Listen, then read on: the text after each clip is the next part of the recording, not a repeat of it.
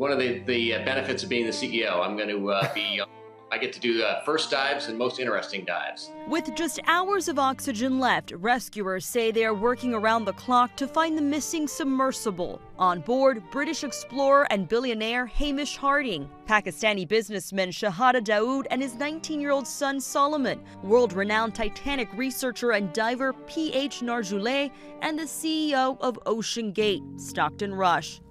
Stockton Rush always dreamed of becoming an astronaut, but because he had poor eyesight, he couldn't become a military pilot. Instead, he worked as a flight test engineer for the F-15 Eagle at McDonnell Douglas. However, after witnessing the launch of Spaceship One in 2004, Stockton decided he wanted to explore the underwater world instead. That's when OceanGate was born. Stockton wanted to create a company that would use advanced technology to discover the secrets of the deep ocean. The company's goal was to offer exciting submersible trips for tourists and to conduct research and exploration missions.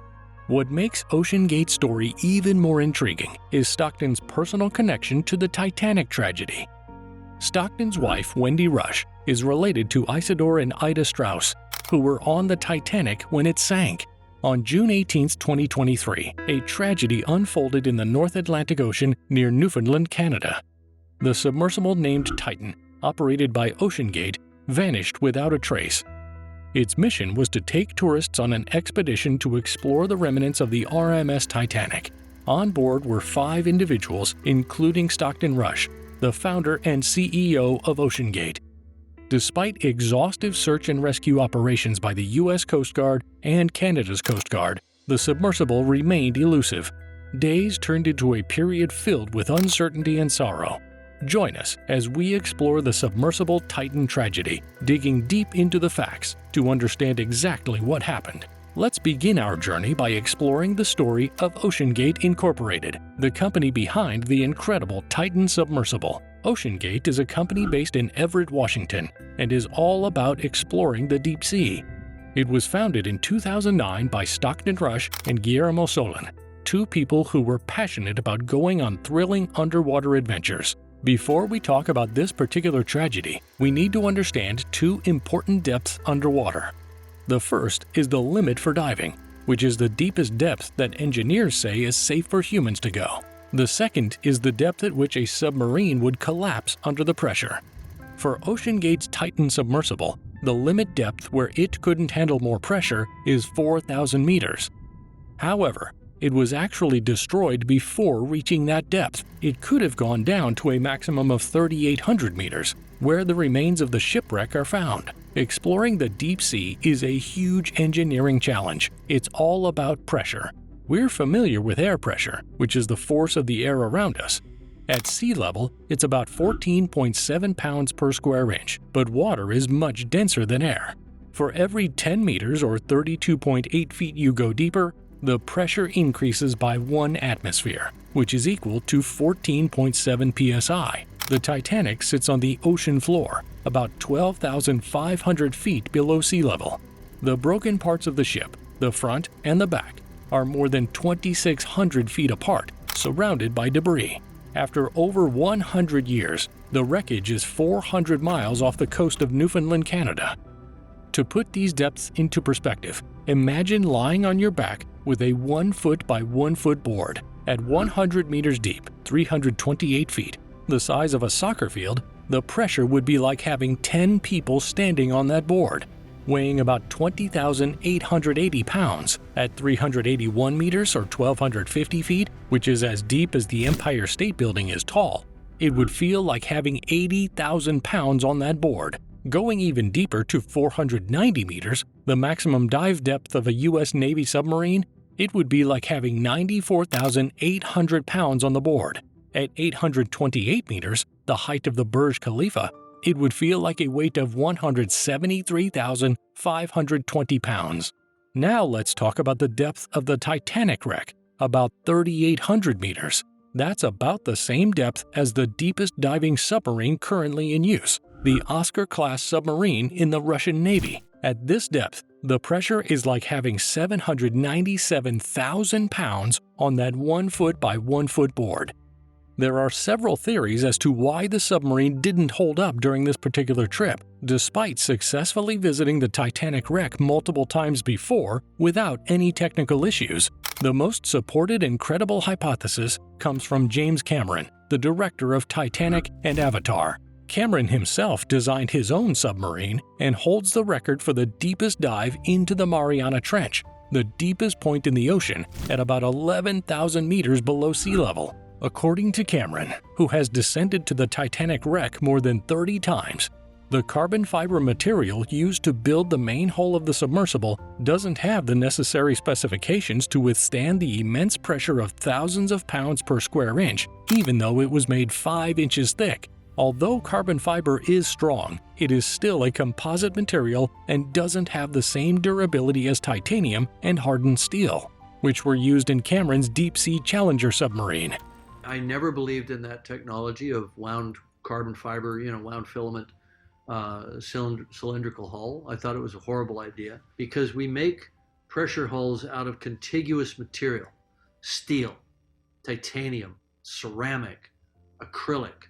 With each dive, the carbon fiber hull of the submersible became weaker under the enormous pressure of the deep sea. The weight of the water kept pressing on the hull, making it more and more fragile. It was like a heavy load on a delicate surface, causing cracks to appear. At first, the cracks were small and hard to notice, but as the submersible dived deeper, they grew bigger and more pronounced. The hull, which was meant to be strong, couldn't handle the intense pressure and started to break apart. Then, in a moment of catastrophe, the cracks gave in. They couldn't bear the strain any longer and snapped open. The disintegration was swift and merciless. Just like when really tough glass shatters under extreme weight, the submersible shattered into many pieces, scattered in the depths of the ocean. In an instant, the submersible, once an extraordinary engineering feat, was reduced to a jumble of wreckage. Tragically, the crew inside had no chance of survival, as the immense pressure crushed everything, leaving no possibility for escape. Their fate was sealed within a fraction of a second. The astonishing aspect lies in how our bodies process information, such as pain or visual images. Normally, it takes approximately 100 milliseconds for the signals to travel from our nerves to our brain and be processed, allowing us to feel pain. However, the implosion of the submersible happened so swiftly that it occurred in a mere fraction of a second, taking just 1 millisecond. The abruptness of the submersible's demise highlights the swiftness with which events unfolded, surpassing the time it takes for our bodies to register and comprehend such sensations. The crew's fate was sealed before they can even process the gravity of the situation or react to the imminent danger. The implosion of the Titan submersible was a devastating event that resulted in the loss of all 5 individuals on board. The victims included Shahzada Dawood, a businessman and philanthropist, and his son Suleiman Dawood, who was a university student.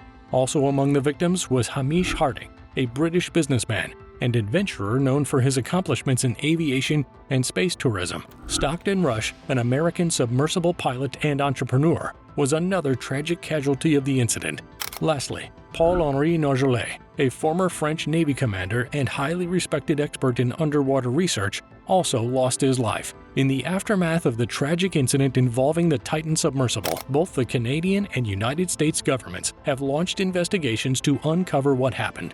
The Canadian Transportation Safety Board, TSB, is leading the inquiry because the support vessel, MV Polar Prince, is registered under the Canadian flag. TSB investigators are gathering important information, conducting interviews, and evaluating the circumstances surrounding the tragedy. Multiple agencies are coming together to work on this thorough investigation. Similarly, the United States Coast Guard, USCG, is actively investigating the incident, classifying it as a major marine casualty. With support from the National Transportation Safety Board and TSB, the USCG has assigned Captain Jason Neubauer to lead a Marine Board of Investigation to understand the causes and consequences of the submersible's collapse. This collaborative effort aims to gain a comprehensive understanding of the incident. Additionally, authorities from France's Bureau d'Enquête sur les événements de mer and the United Kingdom's Marine Accident Investigation Branch, MAIB, have joined the international investigation.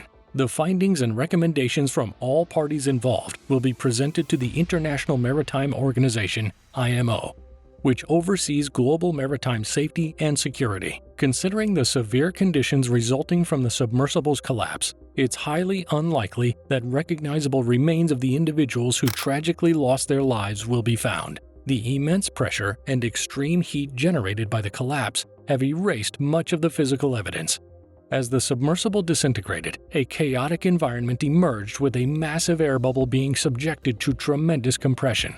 Under this immense pressure, the trapped air rapidly heated up to temperatures similar to the scorching surface of the sun. In such a hostile setting, any living organisms inside the submersible, including the occupants, would have been instantly destroyed. The combination of extreme heat and pressure would have transformed their bodies into an unrecognizable shapeless substance, resembling a thick liquid. This transformed matter would have been forcefully expelled from the submersible at high speeds, scattering it into the surrounding water. In this way, their remains would have become food for the diverse range of organisms living in the deep-sea ecosystem. As a result, the remnants of their physical forms would have seamlessly blended with the intricate web of life beneath the ocean surface. This natural process of decomposition and consumption serves as a powerful reminder of the ongoing cycle of life in the marine world, where even significant human achievements are humbled and integrated into the broader fabric of existence. While the ongoing investigations seek to uncover the truth and enhance our understanding of the events, the recovery of physical remnants remains highly unlikely. Before we say goodbye, we would love to hear your thoughts on an important question. Do you believe we should continue exploring the deep parts of our oceans, even though there are risks involved? Please share your thoughts in the comments below.